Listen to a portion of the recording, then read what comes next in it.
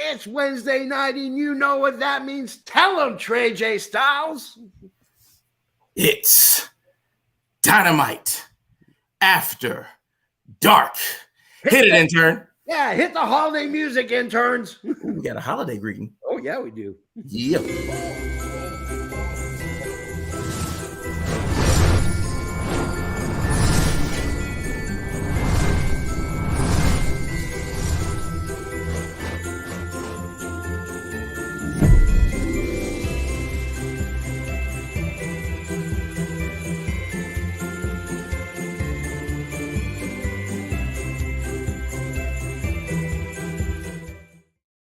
Merry Christmas. It's Hanukkah, Ramadan, whatever you celebrate.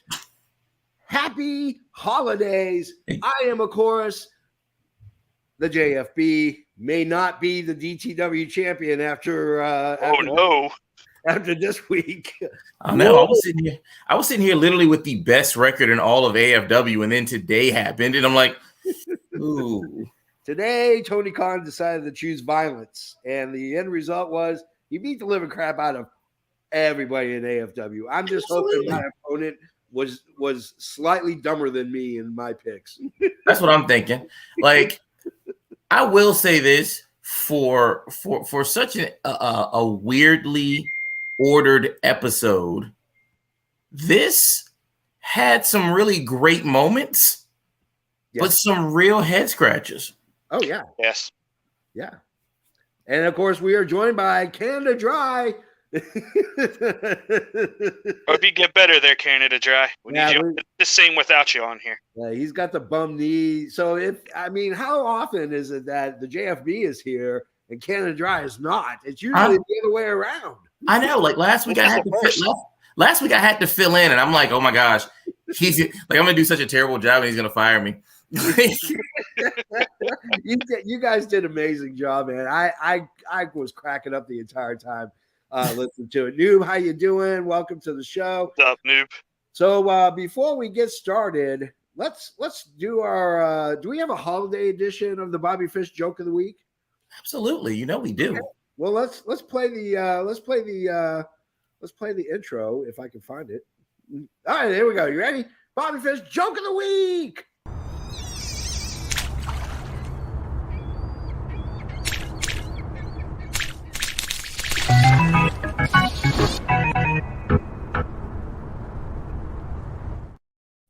Man, looks like he's 95 years old. Absolutely. Because he is, according to Trey J.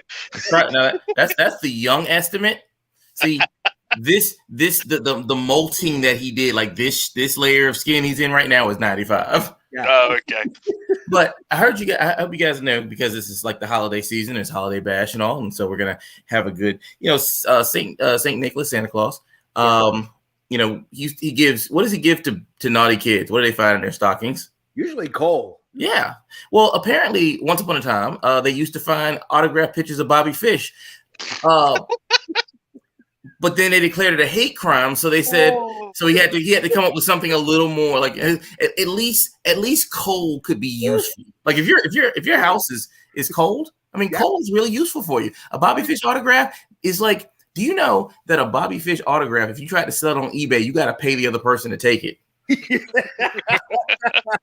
You have to pay them shipping and handling as well. Yes, you have to pay shipping and handling. Matter of fact, you have to pay like a hazard pay, because the people who pick it up have to have a hazmat suit, because you don't want to get that level of failure on you. Yeah, exactly. And Canada Dry, wow, Canada Dry coming in with the comments. So I know. Let's get to the show. But before we start, what is with all the AEW referee shirts? I don't get it. Like there was a row in the front row, about 6 to 7 guys with AEW referee shirts. Like I saw that. It was weird.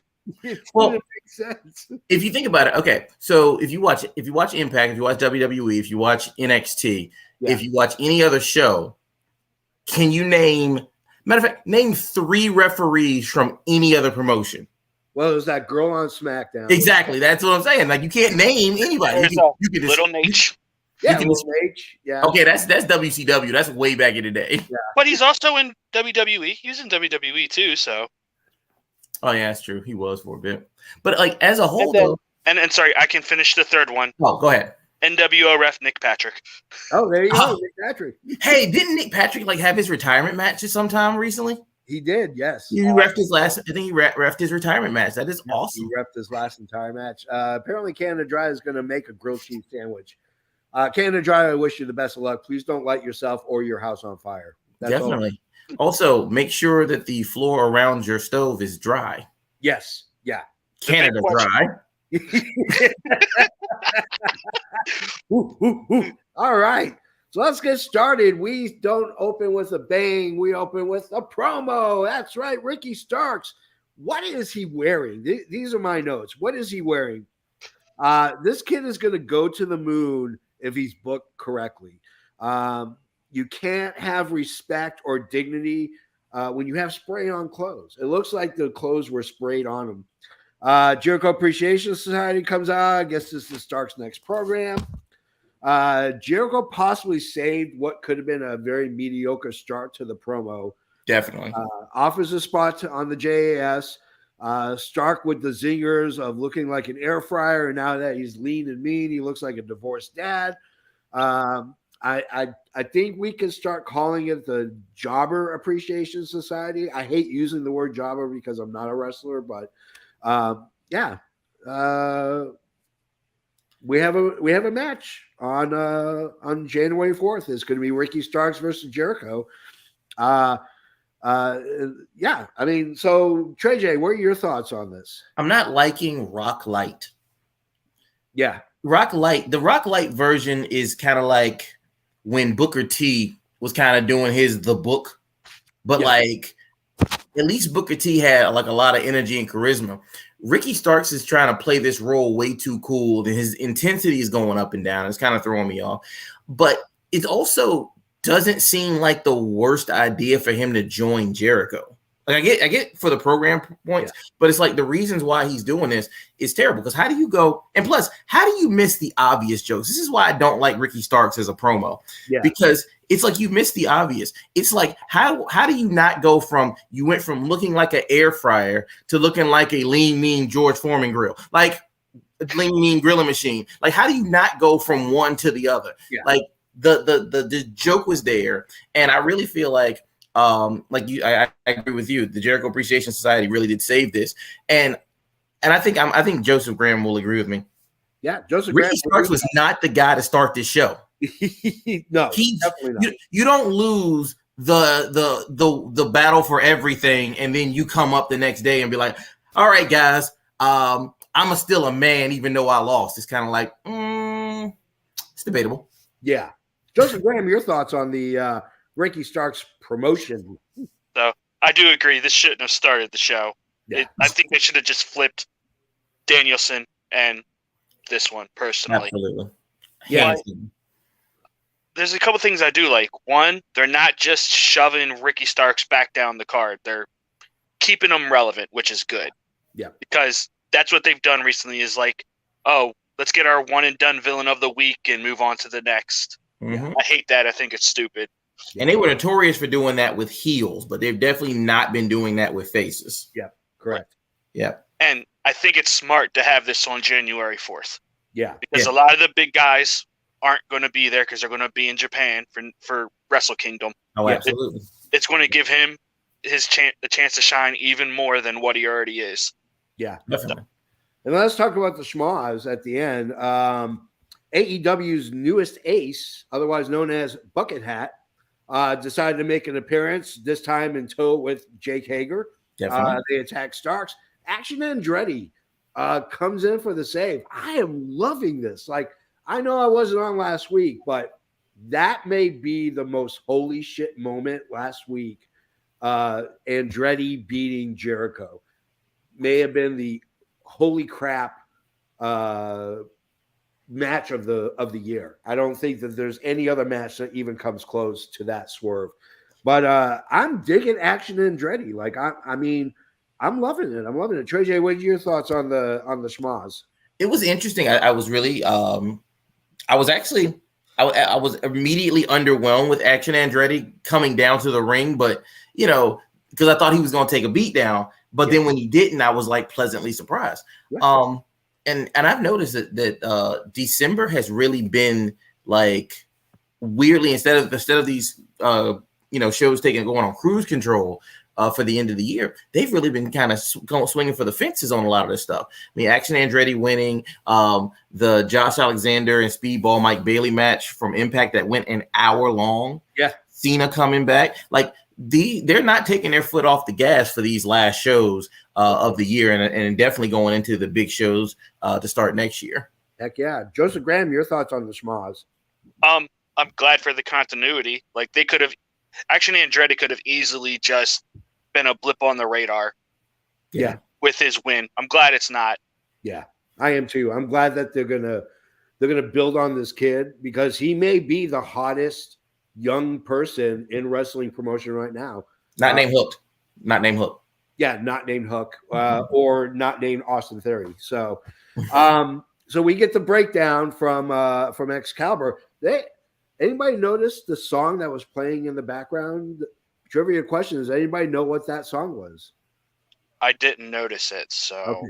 It was the NBA on NBC song. Oh, okay. The old from the 90s. Yeah. Oh, yeah, that's right.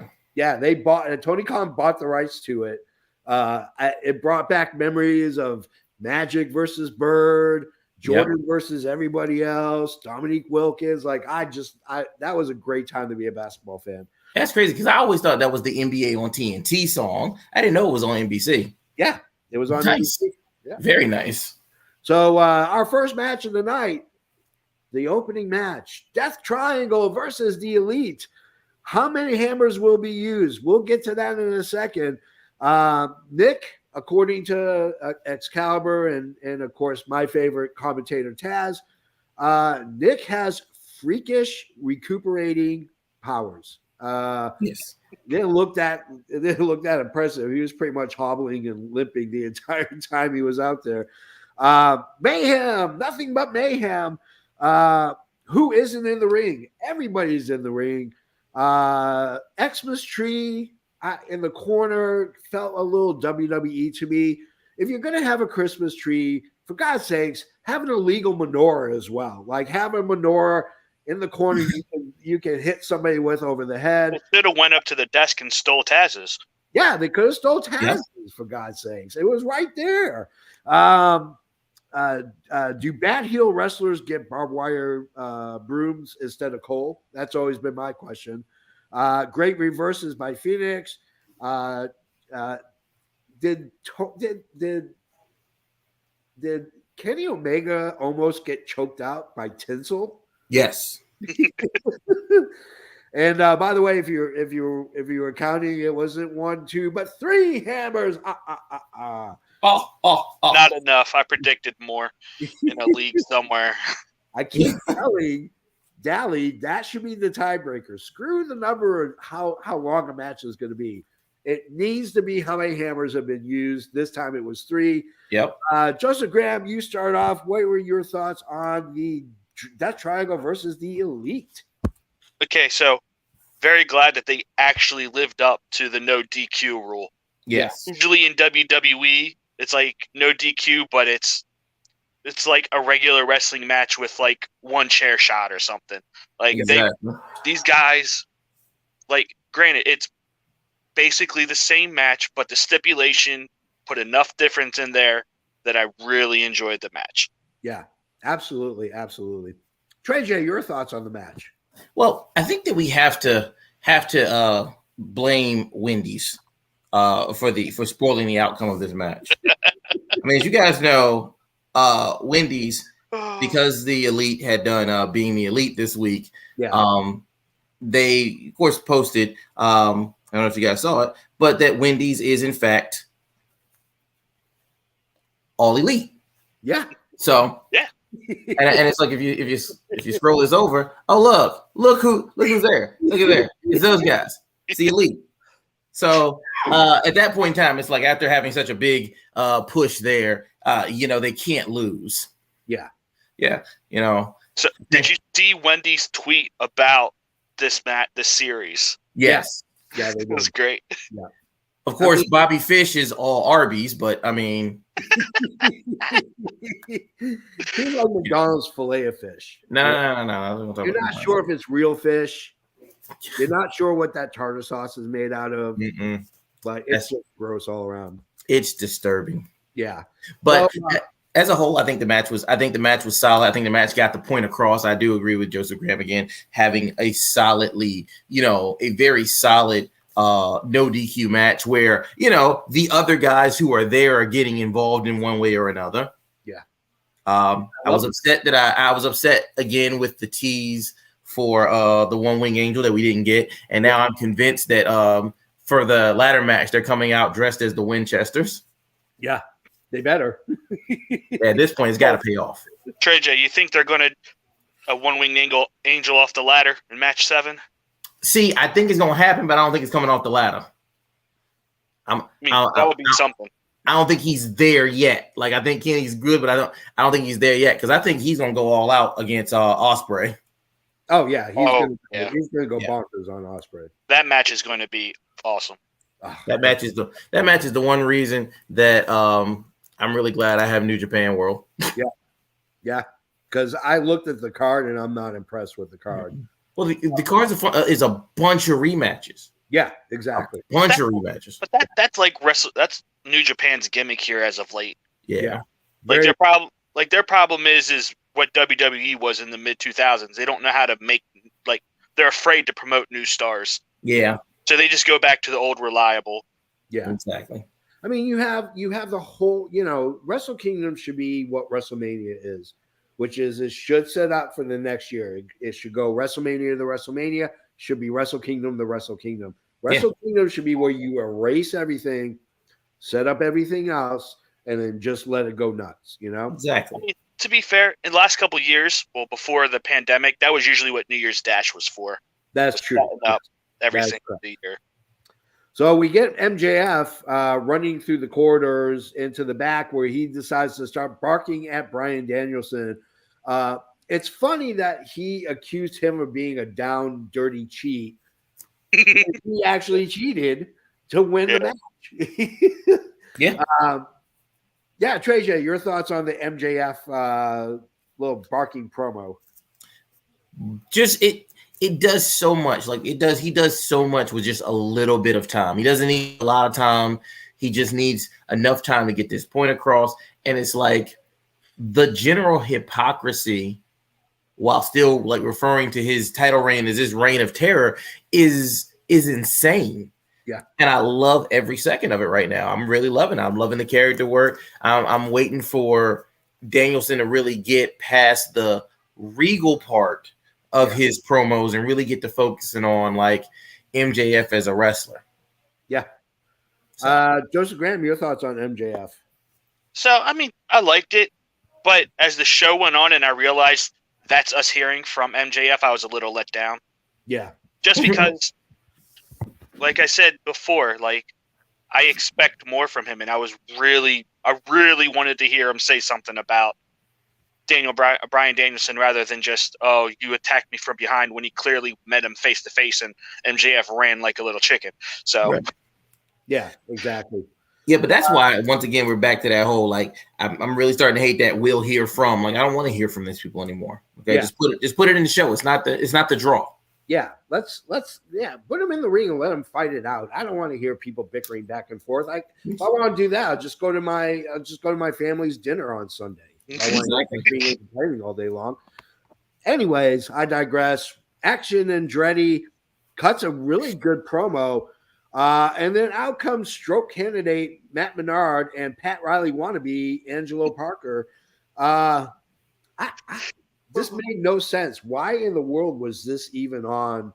I get it. You want to get Action Andretti some FaceTime. You want to get him endeared to the crowd. But it didn't make sense. It just felt like they just kind of shoved it in there. Well, he's hot commodity. Let's put him on there. Joseph Graham, your thoughts on Action Andretti? This should have been his promo that he cut in the ring after he ran down to save Ricky Starks. Yeah, definitely. I think that would have been better. I get the whole fireball. I don't need the fireball. Trey J, your thoughts, brother? I feel like we are looking for an excuse to have like Ricky Starks and Action Andretti beat up 1 2.0. Yeah. It's just like, okay. It's like we know that they're the whipping people of the JAS, and I'm fine with that. Yeah. I don't see how this helps Action Andretti that much though. Like, it doesn't. If anything, I think it hurt him a little bit. I think, that's what I'm thinking. I'm like, it goes back to the whole thing. It's like, yes, you're building on continuity, and it's like, you got a problem with one person in JAS, then of course the bulk and skull of the JAS are going to show up and try to do something, but I don't know. This might not have been it. Yeah. So we go to Renee Paquette. She's in the ring. Out comes Bryan Danielson. Talks about the Blackpool Combat Club. Can't really forgive Regal. Then he talks about his training. He mentions, of course, he elicits the name of Shawn Michaels, and HBK chants start breaking out everywhere because he's huge in San Antonio. Yep. Waxes poetic about a guy that's not there anymore. He's not even in the promotion anymore. Nope. He's sitting there talking as if he's going to be intricate to the storyline. Here comes Ethan Page, which I thought was actually really decent. But then they start opening their mouths, and as I kept thinking to myself, this is a lame segment. Like, these are the insults. Like, I'm going to call him Vegetable Boy, and then I'm going to make fun of Stokely's bald head. Like, it didn't make sense. Like, I'm like, that's WWE promos. Yes. Like, so, Trey J, your thoughts on Bryan Danielson and Ethan Page? We had what up until approximately 9:24 was the greatest moment in AEW Dynamite history when Stokely said, "You raggedy bitch," on live TV, and I was done. I was like, oh snap. I was in the chat. It's like, did he just call him a raggedy bitch? Like, I just, like, nothing about that segment before or after that point mattered to me. It was just, that was it right there. That was the moment. That was the show stealer. I was good with that. I didn't even care if they made a match between All Ego and Bryan Danielson. Yeah. Because All Ego really did come out with like a good, strong start. Yeah. He said, hey, did you make it to the finals? No. Did you make it to the Diamond Battle Royal? No. And I was like, man, makes a good point here. Like, yeah. But then he said something about the bald head, and he was like, you raggedy. And I was like, I've forgotten everything. I'm your dealer, and I'm out. That's it. Joseph Graham, your thoughts on the Bryan Danielson and Ethan Page promo? So, the first half of, the whole promo by Danielson, surprise, surprise, was really good. I liked it. Yeah. The first half I was like, okay, where are you going? But once he got real serious with MJF, like, that's what really did it for me. When he just looked down the hard cam and it looked like he was looking into MJF's soul. I liked it. For Ethan Page, I like him. I just feel like he gets tossed around too much. Yeah. But my big thing is, like, when he's talking about how he made it to the Diamond Ring finals and the Battle Royal finals, I just wanted Danielson to say, yeah, but you lost. Mm-hmm. That would have been a perfect comeback. That, or I would have preferred just Danielson say, look, I don't even want to face him for the title. I just want to kick MJ's head off for what he did to Regal. Like, something. Yeah. That would, I think Regal's going to be a crush for Danielson. And I'm hoping that Ethan Page doesn't keep resorting to calling him Vegetable Boy and that he's vegan and cauliflower Cheetos and all that other stuff. So, but with that said, like, this is a nice little mini feud to fill in between Danielson getting to MJF. Yeah, absolutely. And I know they had their falling out, but I still feel like we're going to get this reveal that the firm is still working for MJF one way or the other. Yeah. It's coming. I can smell it. It's like poorly cooked bacon. You can just smell it. Poorly cooked bacon. Poorly cooked bacon. Poorly cooked bacon. Isn't that Bobby Fish's nickname? Story, and I'll share it with you at some other time. But poorly cooked bacon, my friends, not a good smell. So we get the king of television, Samoa Joe. All right, he comes out, gives a really good promo. Yep, and really destroys Wardlow, and I thought it was absolutely one of the best promos of the night. Golden Graham, what are your thoughts on the king of television? I love Samoa Joe. I mean, it's what he does best. He comes, lays it down, and just walks away. I mean, that's what he's done for the last 15 years. Yeah, at least. I get this pit in my stomach that he's going to drop the title. I kind of hope he doesn't to Wardlow. I don't think that's what that title needs, but yeah, no, I totally agree. Trey J, your thoughts? I really feel like Samoa Joe has now outgrown this program with Wardlow. Like I don't think Wardlow's character has evolved enough. Yeah. To compete on that level. Like it's almost like Samoa Joe is standing on a glass ceiling above him right now, and he can see it, but he can't get there. Yeah. And I think that Wardlow is, as it stands right now, is booked into a corner because he can't out-talk Joe. He doesn't have the experience to out-wrestle Joe. He can't just out-muscle Joe. Like, he can't out-think Joe because he's never been portrayed as a super smart guy or a tactical person. Yeah. Like, after a certain point, like the Powerbomb Symphony is kind of is, but I do feel like there's another shoe here that's going to drop before it's all said and done. Like the cockiness that Samoa Joe is showing is not just the indicative of him being better than Wardlow, but it's another part that's all coming together here. Yeah. So my question to you guys is this: is the shine off of Wardlow? Because if you look at the pay-per-view, the last pay-per-view that they had, when he started doing his Powerbomb Symphony, the crowd wasn't in it. No, they were not in it. So my question to Joseph Graham and to Trey J is, Joseph Graham, is the shine off of Wardlow? Unfortunately, yeah.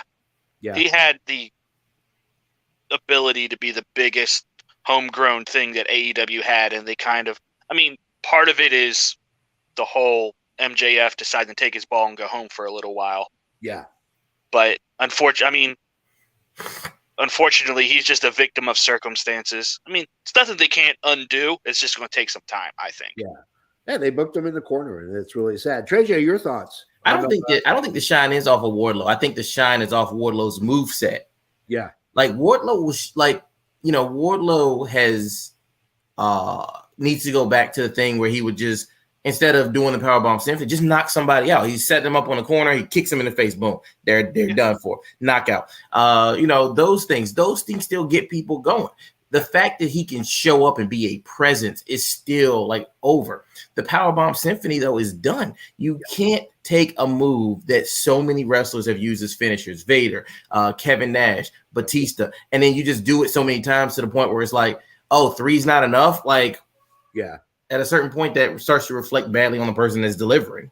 Yeah. I want to bring the F10 back because that was impressive. I loved watching that. Why do I keep thinking the F10 was Brian Cage? I know it's a terrible thing. They both sort of did the same thing. Okay. Because Brian Cage definitely did it in other promotions. Yeah. But the way Brian Cage did, he sort of fell down with it and pulled him. Like it was a little different. Yeah. Yeah. Yeah. I was saying because I wanted to say the F10 when I was going on the list, but I didn't want to sound like I didn't want somebody to be like in the comment section to be like, no, that was Brian Cage. I'm like, gosh, I feel foolish. Well, maybe I'm the foolish one then. No, I think you're right. I was thinking it, and it was in my head, but like I just can't make a Bobby Fish joke and then be wrong about anything for the rest of the day. Kate, excuse me. Cade says Wardlow kind of lost now. I agree. I think he has no distinct direction. Like his compass is broken, and it's because of how he's booked. When you book these unstoppable. Oh, go ahead. I think this is just the big thing is like Tony Khan needs someone to help book when the main event is over for them. Yeah. Because Tony Khan's really good at doing main event stuff. He needs that help and that experience to be able to cool someone off, but still keep them relevant. Yeah. So that makes sense. Yeah, absolutely. Definitely. And it's hard for anybody to maintain the unstoppable monster mystique. Yeah. You know, 10 wins in a row, people can be like, okay. 20 wins in a row, people start being like, all right. 30 wins in a row, you're starting to be like, no. I'm kind of, it starts getting old. Like, we don't want another Goldberg. We don't want another, and especially not with a limited moveset. Yeah. You're getting that with Jade Cargill right now. Like, there's no character evolution really. So, no, but there'll be no shine taken off of her because, exactly. He is awesome. You can't beat Jade Cargill. She is money. That's right. So after all these segments, do you realize we finally got to our second match? That's right. After all this rigmarole, we get Hook versus Exodus Prime. He sounds like a rejected Autobot. Like they were coming up with games and somebody said Exodus Prime, and they said, no, that's a stupid name. We're going to call him Optimus Prime. This was a squish match, and then the Firm. It's been a long time since I've seen a man choke slammed into a garbage can. Yep. And, Jack really did it. He got his ass handed to him. Trey J, your thoughts on match number 2 with Hook? A match assumes that both people have a chance of winning. This was not a match. But I was afraid that Jungle Boy was going to die for real.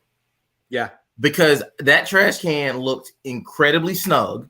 And I had already seen like Lee Moriarty had like bumped his head trying to throw the punches in. Yeah. And I was like, when he put him in the chokestand, I'm like, oh my gosh, if he slips an inch, like Jungle Boy's head is gonna be like splattered on the side of that trash can. Yeah, he's gonna canoe his head. Yeah.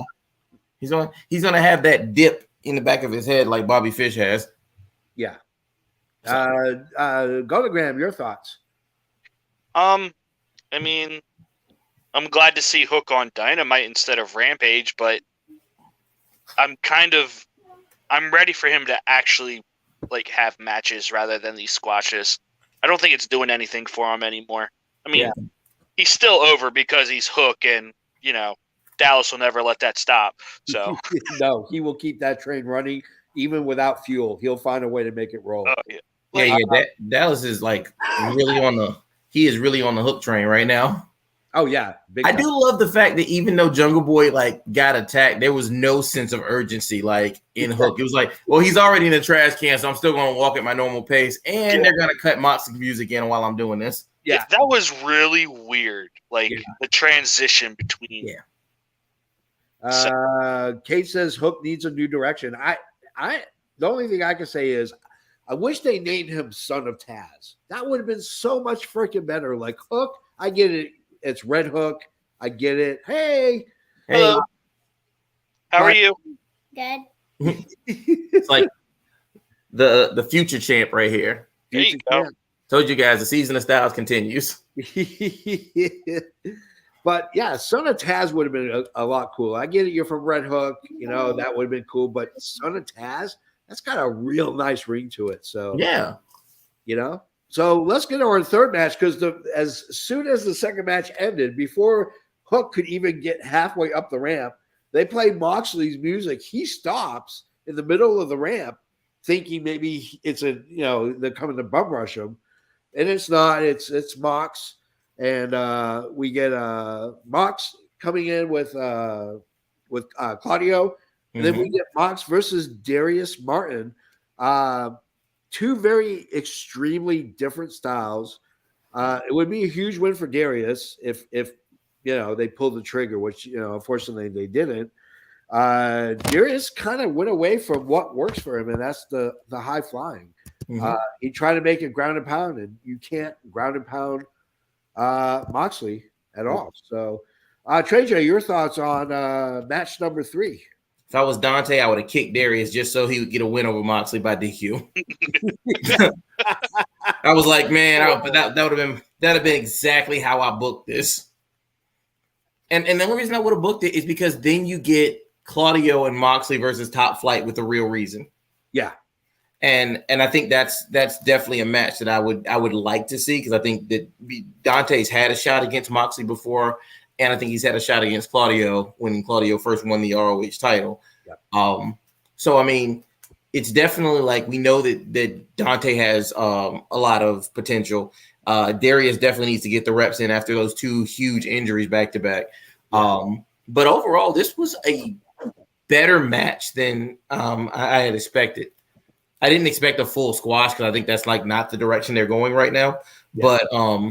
But yeah, Darius like had a couple of really impressive moves, like that one where he like dove to Moxley on the outside, like Moxley like completely blindsides it. It also shows that they're getting better camera work. This was the first time that I noticed all the referees that you guys were talking about during this match. Yeah. And then the step up like flip kick thing was amazing. Oh yeah, that was absolutely impressive. Yeah, like that was great. I was like, I don't think I've seen that one before. Yeah, but overall, like I was really happy with this match. I felt like that they ended it as the crowd was really getting behind Darius. Yeah. Oh, and we lost Chronograph. Uh-oh. Okay. So that means you gotta give your thoughts now. Well, here, my thoughts is this. I mean, it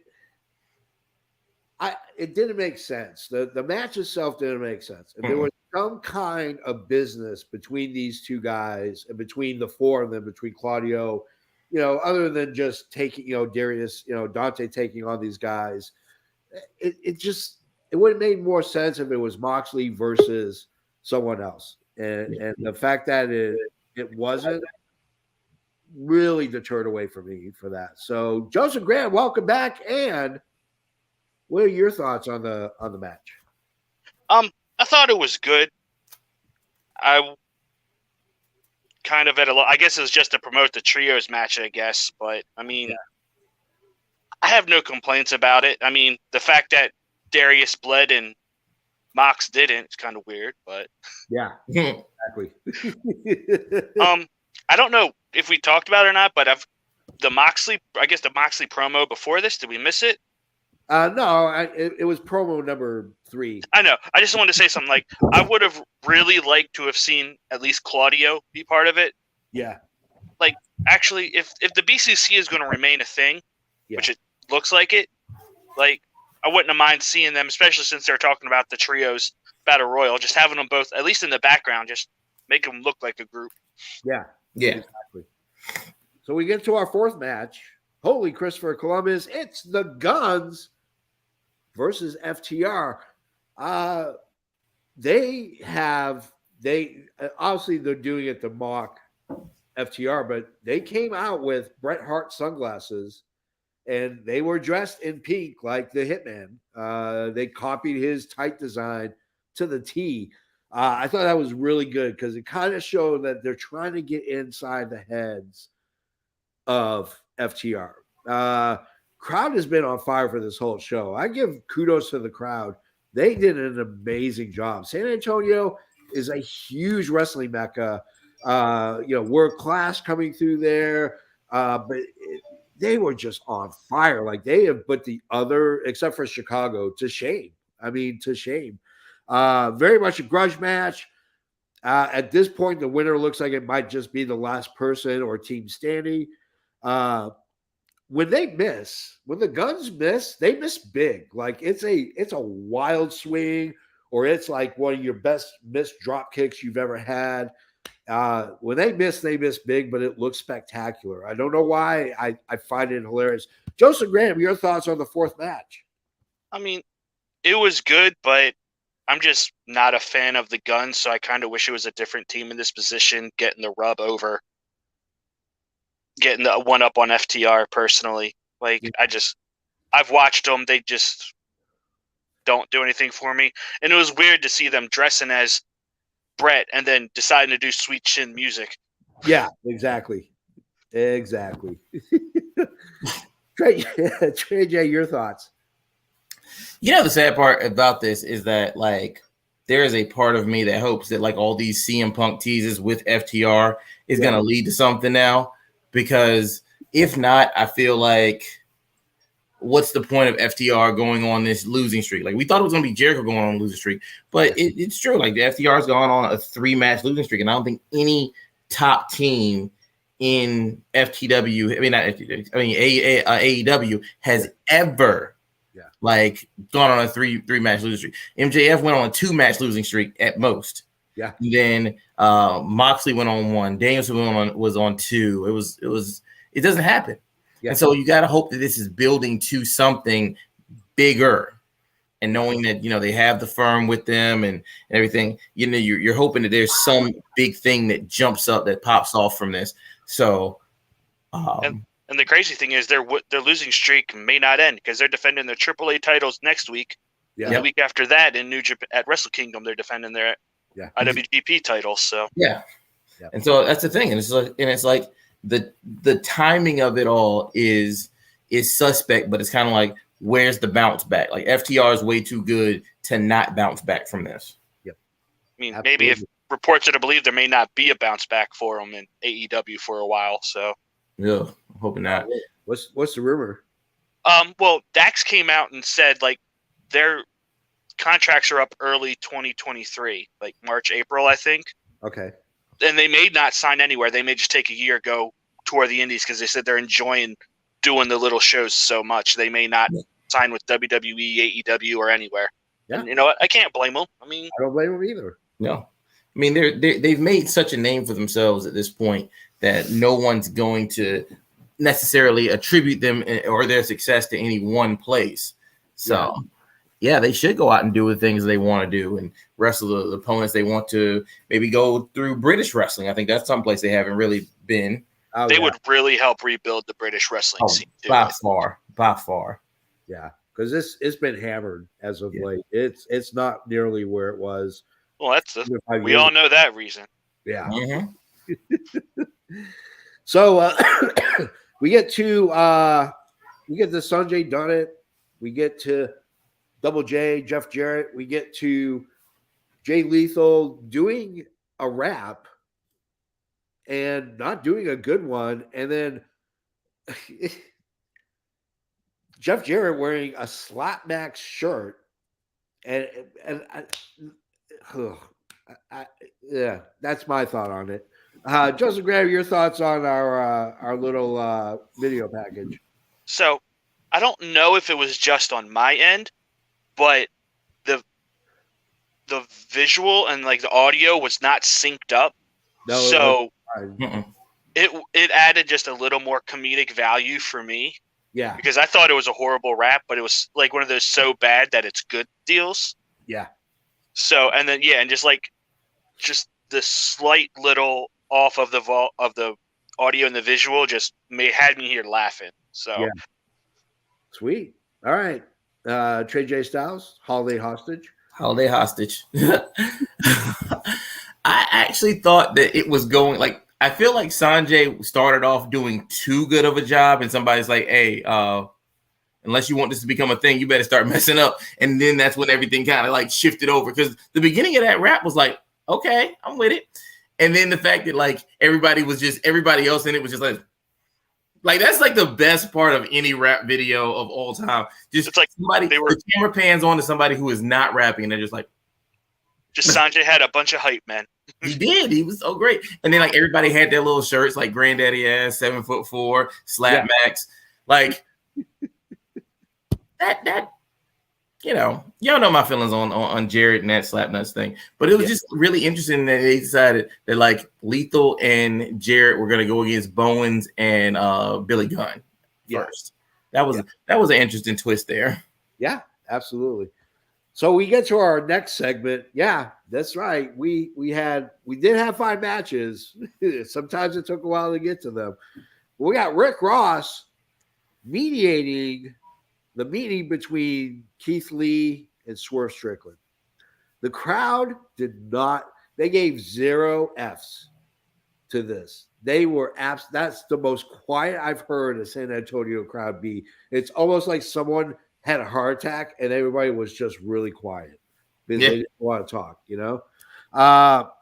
And then, of course, Rick Ross talks, which now leads to an FCC fine for AEW, TBS, and TNT. Fantastic. Yep. Rick Ross kept talking through everything. Oh my God. Kept referring to Swerve as a young legend. And then, of course, Parker Boudreaux shows up. Is this the start of a new faction? Then out comes a circus freak who I'm not familiar with, but looks like he escaped from a one of those, not a good circus like Barnum and Bailey's, but like the sketchy one. Like, that's a horse painted to look like a zebra with spray paint. Right? Or the world's tallest midget. He's like 6 foot tall. I don't know where this guy came from. Rick Ross is apparently now the hype man for this new faction. And my question is, when was the last time that Rick Ross was relevant? So I'm going to go with Trey J Styles first. Let's talk about this segment. I was really hoping that Rick Ross was going to be the person that hit Swerve, because when he said, "You a big mother effer," I was like, yo, this is going off the rails. Yeah.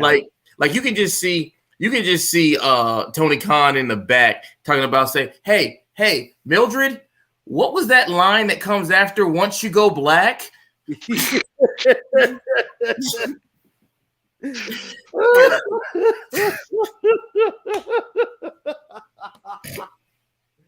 Oh my God, that was a perfect solution.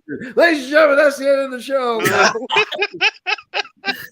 but it was the talking was distracting. It was almost to the point where it's like Rick Ross was interrupting Swerve. Yeah.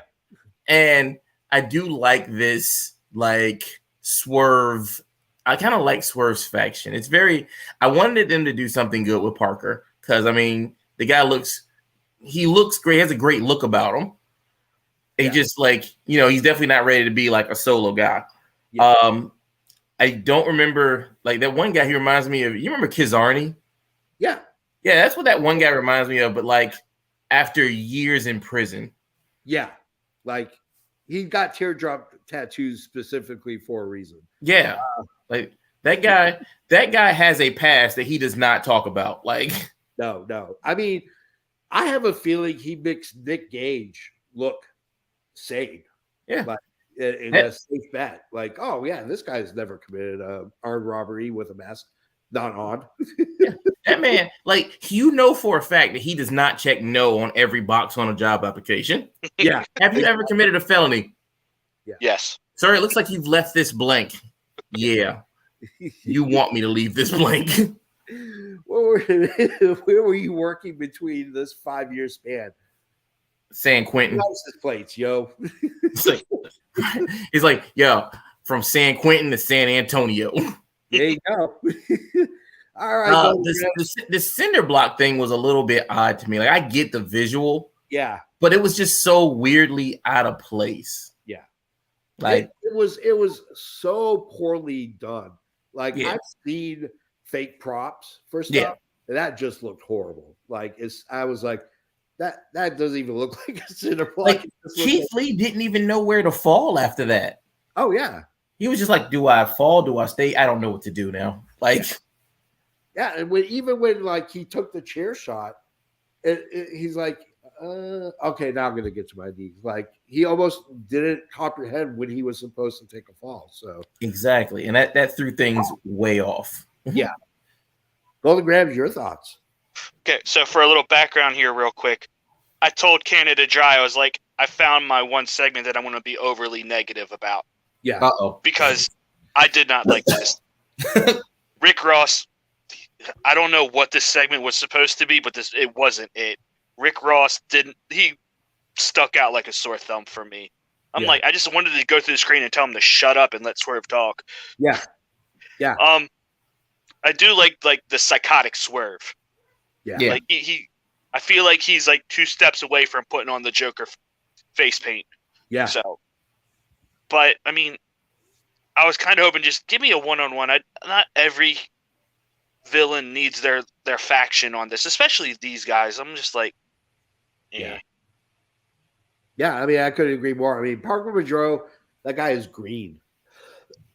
And I know you got to get him in the ring. You got to give him some work. You got to let him, you got to let him work. And, but like they could have gone with just about anybody in the back, but they get Parker Boudreaux, which is it's all right, and then they get the Escape Carnival worker, and it doesn't fit Swerve. Like it just doesn't fit Swerve. It's not often that they bring someone on the show and I have absolutely zero idea who they are. Yeah, exactly. Hey, if there's anybody watching that knows who that guy was, please let us know, because he looks like an escaped convict, and I feel like he was running through the stadium to evade police, and they're like, "Hey, why don't you get involved with this segment, and then you can escape out the back?"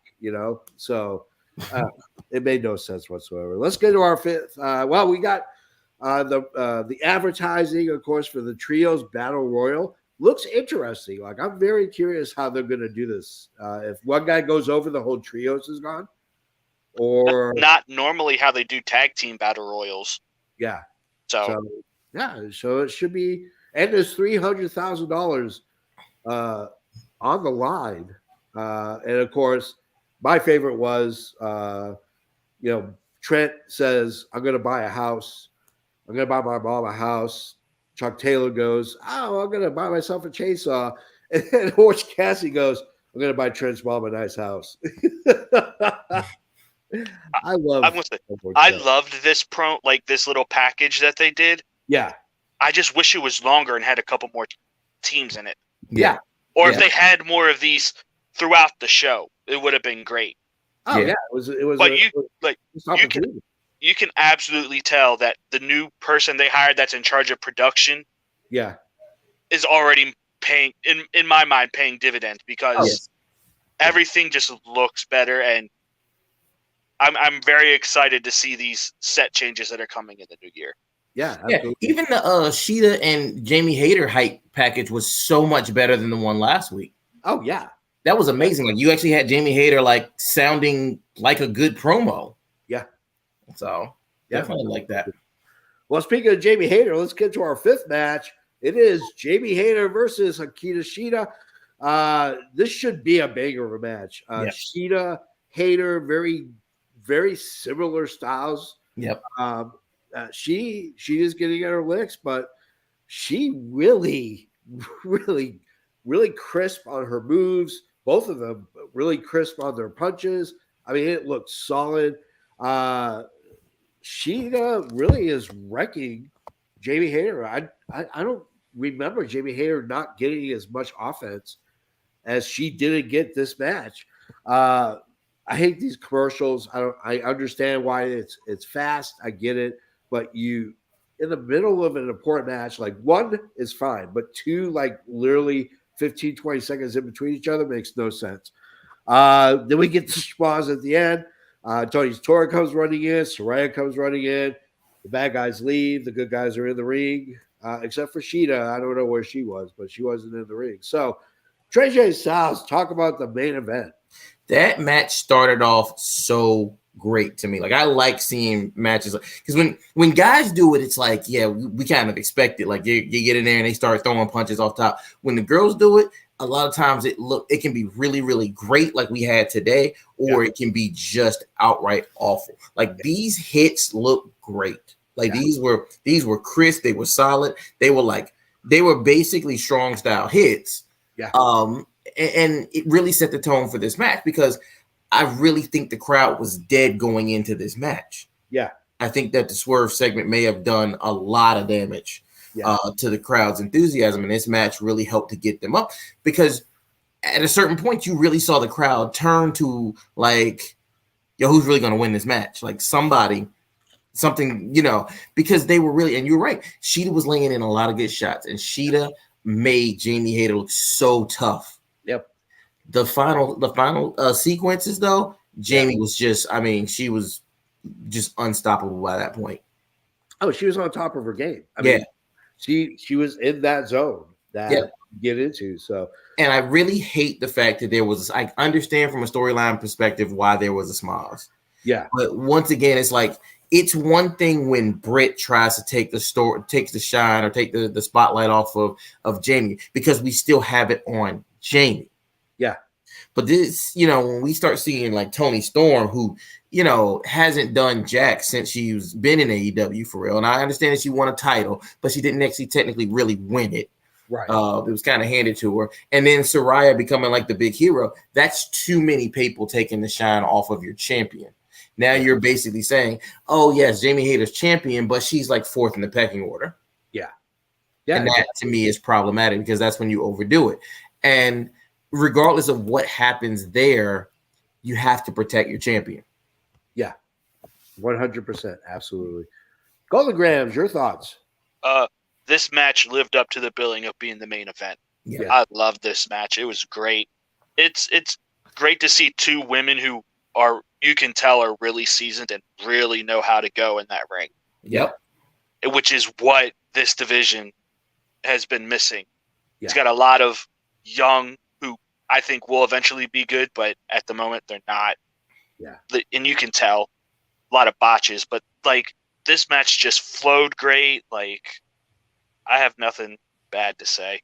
Yeah. The schmaz, like I said, it kind of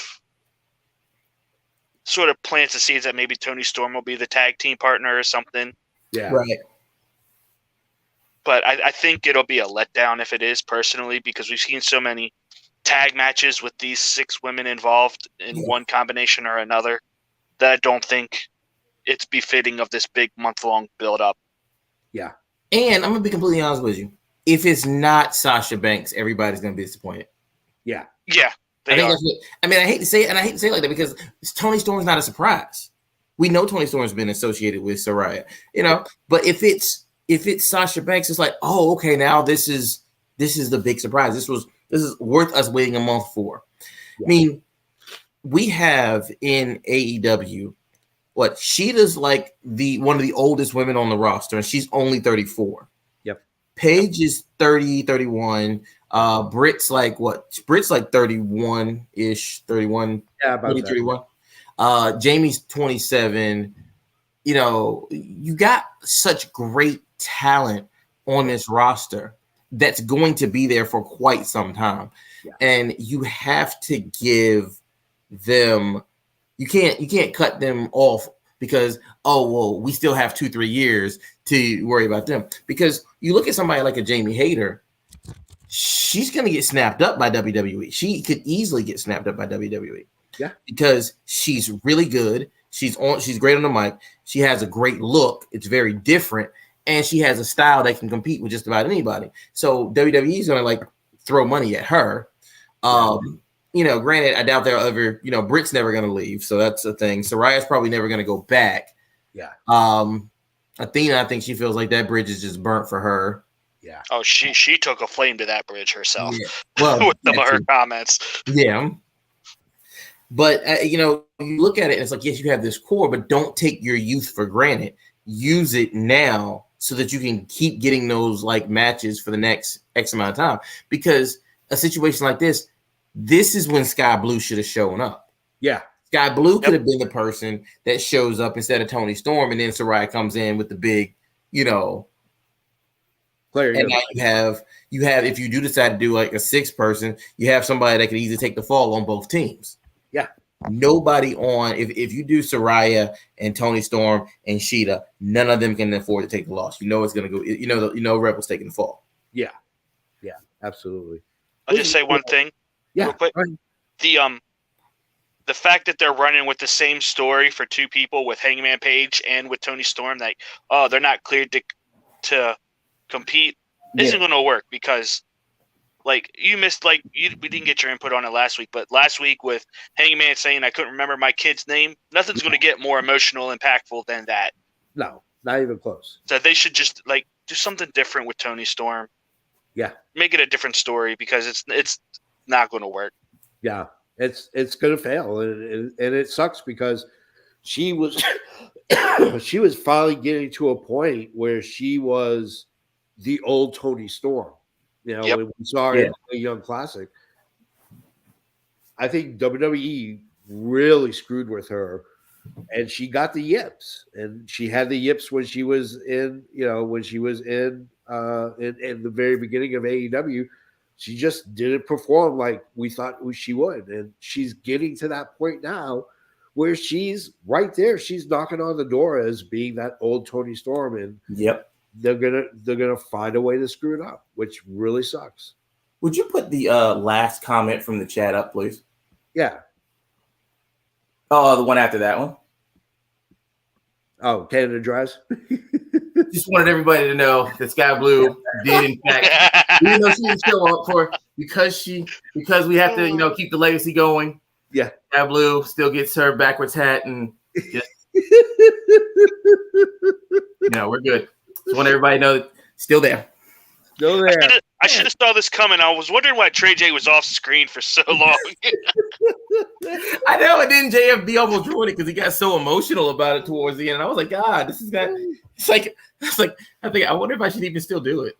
Yeah, no, you should. Anytime her name is evoked, every time you do it every time. Hey, don't lie to yourself. Yeah, don't lie to yourself. You're drunk. Lay off the. That man hit his knee and his head. No, you know what? This Canada Dry been eating them maple pickles that he got.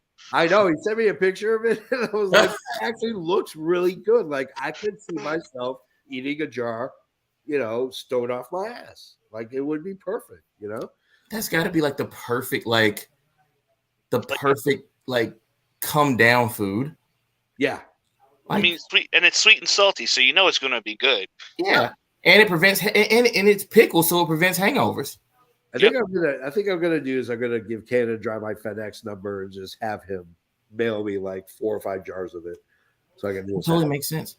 Because I didn't know that people use pickle juice when you sprain an ankle. Yeah, and so that explains why Canada Dry has it. It's that Canadian hoodoo medicine that they have. See, they have socialized medicine. That's. I mean, when your cures are that cheap, I mean, how could you not? Exactly. Yeah. I mean, mine was always Robitussin. Like Robitussin was used for basically everything. So it just rubs some tussin on it. I mean, I remember my mom making me drink Robitussin like crazy. I'm a Marine, so it was always 800 milligrams of ibuprofen in water. So yeah, nice. There you go. And now we're at the end of our show, as we always do. We must give the number of bells and what our favorite match is. Trey J, you go first. Favorite match? How many bells?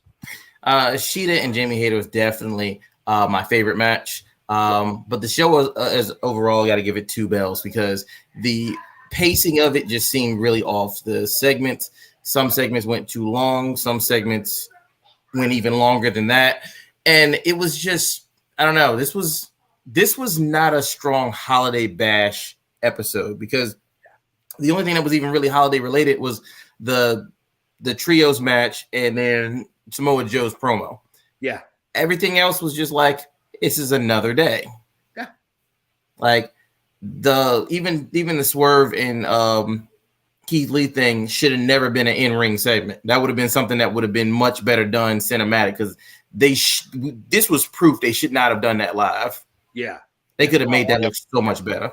They're going to learn from that big ass fine they're going to get from the FCC. Exactly. I mean, that in and of itself proves that shouldn't have been done live. That can't be cheap. I mean, I don't know what it is, but imagine it's not cheap. It's in the hundreds of thousands. It could be up to. I think it depends on how many people are watching at that time. Mm-hmm. But I mean, that affects sponsors and ads as well. I mean, yeah.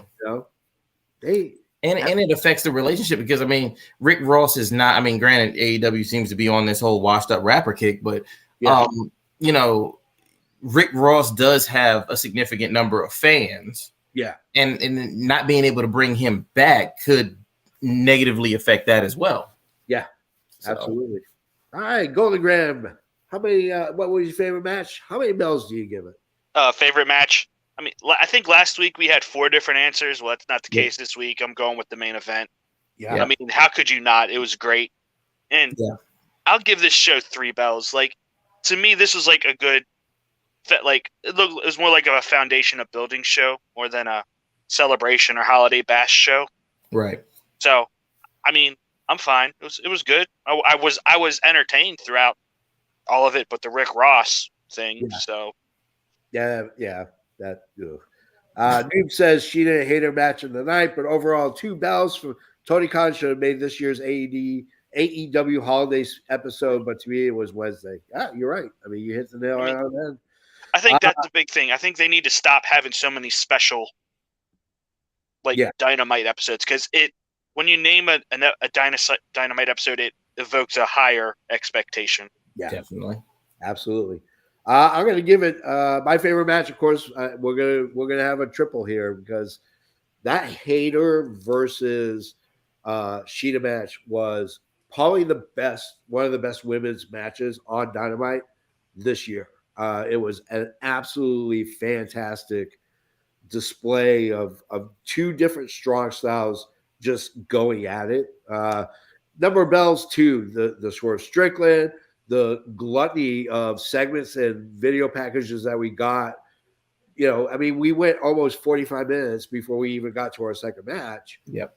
That's the WWE stuff right there. Yeah, that almost makes me wonder if Vince bought AEW secretly, and we're going to start seeing because Christmas. Well, Vince did say he was making a comeback. He just never said he was coming back to WWE. That's right. Oh, no. Right. Don't speak that into this universe, Trey J. You don't bring that voodoo here. But yeah, 2 bells.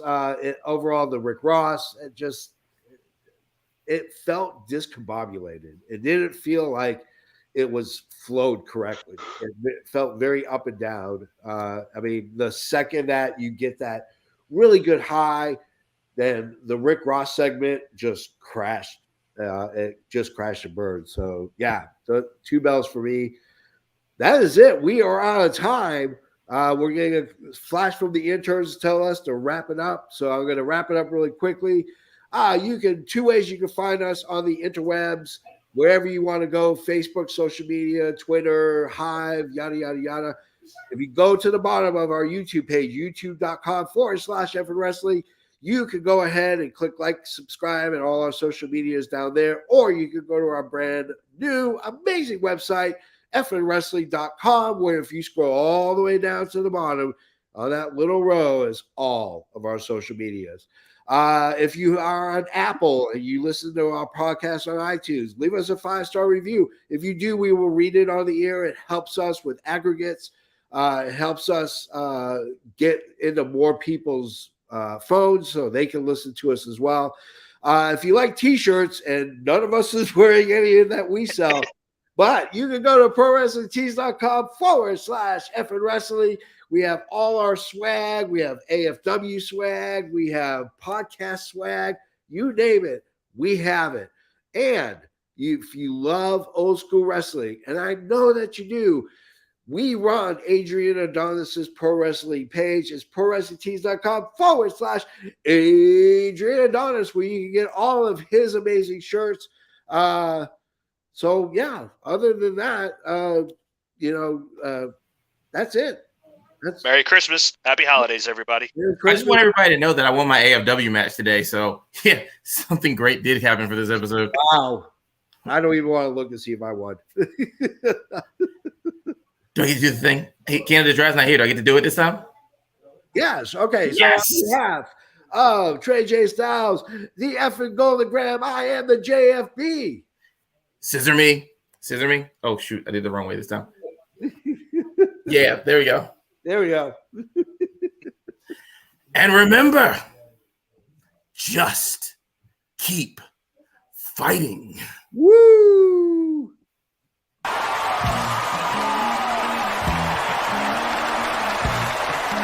This has been an Effin Worldwide Media production.